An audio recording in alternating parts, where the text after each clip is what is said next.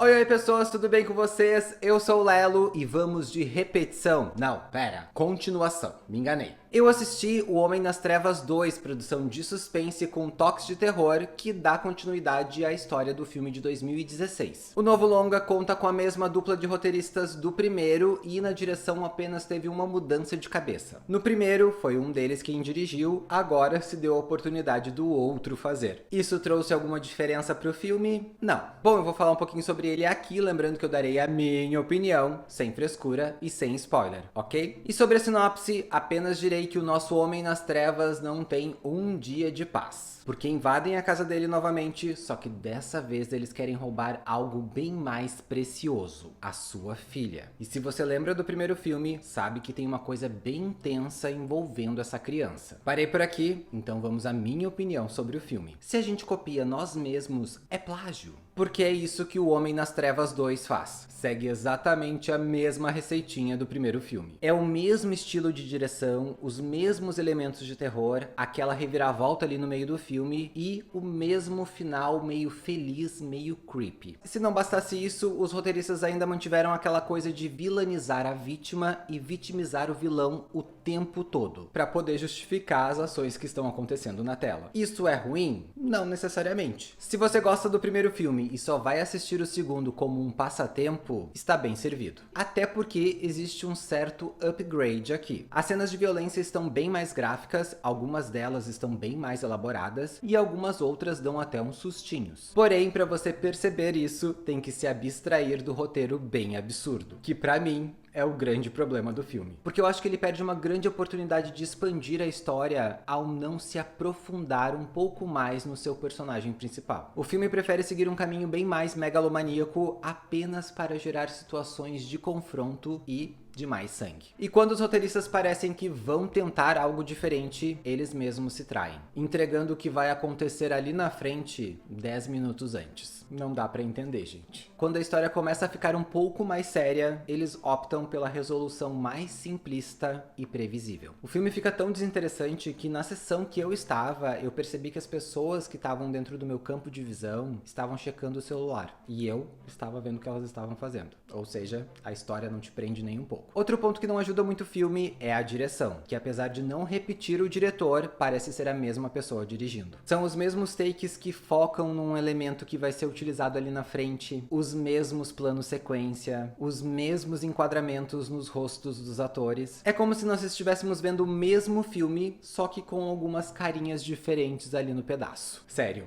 É tudo muito igual. Acho que o que foge um pouco da curva aqui é a fotografia, que em algumas cenas enriquece essa reprise no estilo de conduzir. Porque o uso de luz natural em alguns momentos e a iluminação num ângulo diferente em outros, faz com que tudo aquilo que está passando na tela fique um pouco mais interessante. Tem uma cena em específico, que eu acho que até aparece no trailer, que ganha outro nível por causa desse cuidado. Porém, como eu disse, o filme perde a oportunidade de explorar o seu elemento mais precioso, o personagem principal. O ator Stephen Lang, que dá novamente vida ao Homem Cego, fez o seu dever de casa. Aos 69 anos, ele ainda dá um show de força e masculinidade, mas com a diferença de entender que o seu personagem já passou por maus bocados, e que não é mais o homem do primeiro filme. O personagem demora mais para se recuperar, os reflexos estão mais lentos e ele sangra bem mais. Talvez pelo fato de seus inimigos serem maiores e mais fortes do que um bando de adolescentes. Mas o ator teve a delicadeza de incorporar isso muito bem no personagem, dando um ar mais dramático para ele. Nessa brincadeira de vilanizar a vítima e vitimizar o vilão, o ator vai muito bem de uma coisa a outra, sabendo mudar o tom no momento certo. É uma performance muito consistente, apesar de ele não ter muito com o que trabalhar. A menininha que faz a filha do nosso Homem Trevoso tem uns bons momentos, mas é prejudicada por causa do arco simplista que a colocaram. O resto do elenco, confesso que nem prestei atenção, até porque nós sabemos o que vai acontecer com boa parte deles, né? Não tinha muito que exigir dos caras. Por causa disso tudo, o que eu tenho a dizer é que o Homem das Trevas 2 é um bom passatempo. É só você não prestar atenção na história e deixar pra lá algumas coisas que acontecem. Como, por exemplo, quando o nosso personagem principal consegue ouvir um barulhinho ao longe por causa do vento batendo num objeto. Ouvido biônico esse. E recomendo fortemente que você não faça a burrice que eu fiz, que foi assistir o primeiro filme um dia antes de ir no cinema. Porque se colocarmos os dois lado a lado, esse esse segundo parece uma réplica bem mequetrefe. Apenas por causa do Stephen, da fotografia e de algumas cenas bem espertinhas que me deram susto, o Homem nas Trevas 2 leva 2 alienzinhos. É uma grande pena eles não terem explorado mais o personagem principal. Grande pena. Bom, mas como eu sempre digo, pessoas, essa é a minha opinião. E você, assistiu o filme? Curtiu? Não curtiu? Deixa nos comentários a tua opinião que a gente vai conversando por lá. Esse é o vídeo de hoje. Se você curtiu, dá um joinha. Se você não é inscrito no canal, se inscreva.